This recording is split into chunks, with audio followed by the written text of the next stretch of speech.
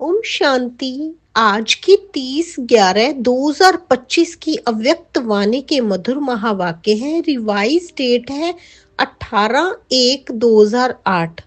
बाबा कहते, सच्चे स्नेही बन, सब बोझ बाप को देकर मौज का अनुभव करो, मेहनत मुक्त बनो।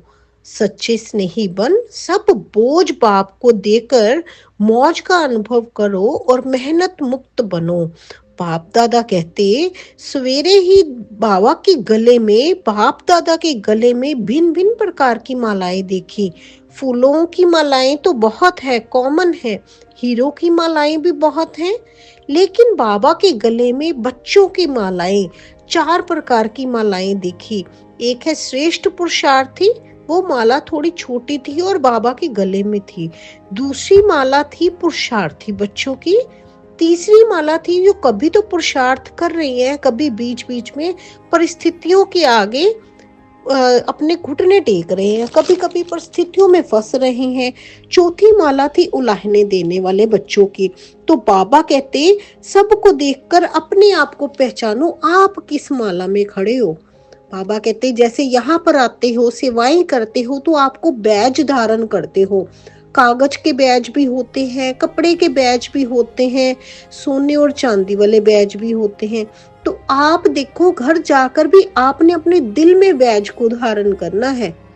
अपने दिल में बैज को धारण करो, माना निमित्त बनो कि मैंने निमित्त बनना ही है। वरदान दिया आज की मुरली में बाबा ने, याद के जादू मंत्र द्वारा सर्व सिद्धियां प्राप्त करने वाले सिद्धि स्वरूप भव। याद के जादू मंत्र द्वारा सर्व सिद्धियां प्राप्त करने वाले सिद्धि स्वरूप भव। बाप की याद ही जादू का मंत्र है। इस जादू के मंत्र द्वारा जो सिद्धि चाहो वह प्राप्त कर सकते हो। जैसे स्थूल में भी किसी कार्य की सिद्धि के लिए मंत्र जपते हैं, ऐसे यहाँ भी अगर किसी कार्य में सिद्धि चाहिए तो वह याद का महामंत्र ही सिद्धि स्वरूप है। ये जादू मंत्र सेकंड में परिवर्तन कर देता है।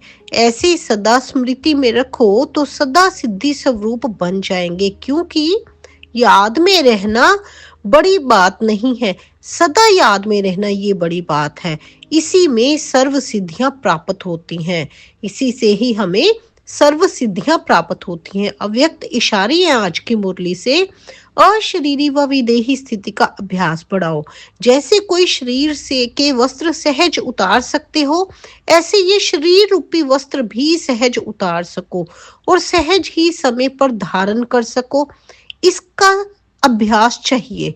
अगर वस्त्र तंग या टाइट हो तो सहज उतार नहीं सकेंगे। ऐसे ये देह रूपी वस्त्र में किसी प्रकार का संस्कार चिपका हुआ ना हो, तंग ना हो, टाइट ना हो। इसके लिए सभी बातों में इजी रहो। यदि इजी रहेंगे तो सभी कार्य इजी होंगे। जितना पुराने संस्कारों से न्यारा रहेंगे, उतना अवस्था भी न्यारी रहेगी, अर्थात विदेही सहज बन जाएगी। अपनी अवस्था पर विशेष ध्यान देना है। अपनी अवस्था को हमने विदेही बनाना है। 1 सेकंड में देह से परे, 1 सेकंड में देह में आ गए।